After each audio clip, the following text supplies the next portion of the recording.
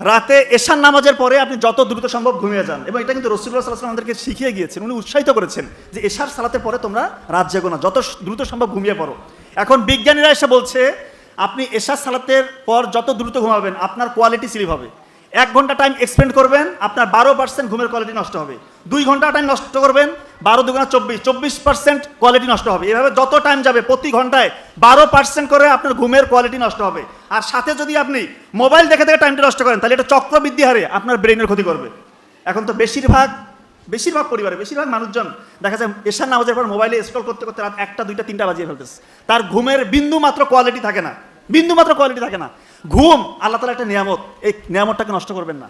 ঘুমালে মূলত কি হয়, এই যে সারাদিন আপনি কর্মব্যস্ত থেকেছেন, ঘুমের মধ্যে ব্রেইন থেকে 3টা কাজ হয়।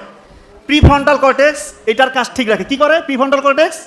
এর কাজ হচ্ছে মনোযোগ ধরে রাখা, যে কোনো সমস্যায় পড়লে সমস্যার সমাধান করা, নতুন একটা চিন্তা আসতেছে আপনার, ওই ডিসিশনটাকে ঠিকমতো মেক করা, এবং আপনাদের আবেগটাকে নিয়ন্ত্রণ রাখা। এটা হচ্ছে প্রিফ্রন্টাল কর্টেক্সের কাজ।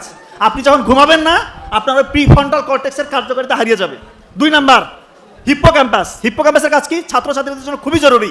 হিপ্পোক্যাম্পাস হচ্ছে আমাদের যে কোনো কিছু যখন আমরা তথ্য পড়ি শিখি, এটাকে শর্ট টার্ম মেমোরি সেন্টার থেকে লং টার্ম মেমোরি সেন্টারে কনভার্ট করে, দীর্ঘস্থায়ী মেমোরি সেন্টারে যে রিজার্ভ করে। ঘুম যদি না হয় এই কাজ করবে না। 3 নাম্বার কনটেক্সট, আমাদের যে হচ্ছে ইন্টেলেকচুয়াল যে কনটেক্সট, এইটাকে ঠিকঠাক রাখে। অর্থাৎ আপনি যত তথ্য আপনি কিছু শিখেছেন এগুলোকে ধারাবাহিকভাবে গুছিয়ে রাখে ব্রেইনের ওই জায়গাটা। আপনি যখন ঘুমাবেন আপনি কখন কোন কথা বলতে হবে, কখন শব্দ চয়ন কোনটা হবে, পরীক্ষা কোনটা লিখবেন, এই জিনিসগুলো সব অর্গানাইজড ওয়েতে সাজিয়ে রাখে ব্রেনের ওই জায়গাটা। আপনি যদি না ঘুমান ঠিক মতো, এশার নামাজের পর যদি না ঘুমান, আপনার এই একটা ফ্যাক্টরে কাজ করবে না, একটা সিস্টেমে কাজ করবে না, সবগুলো কলাপস হয়ে যাবে।